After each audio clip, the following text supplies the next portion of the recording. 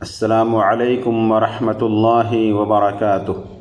اعوذ باللہ من الشیطان الرجیم۔ ان یعلم اللہ فی قلوبکم خیرا یؤتکم خیرا۔ اگر اللہ تعالیٰ تمہارے دلوں میں نیک نیتی دیکھے گا تو اس سے بہتر تمہیں دے گا۔ اس آیت سے پتہ چلتا ہے کہ انسان کے کام کا دار و مدار اس کی نیت پر ہے۔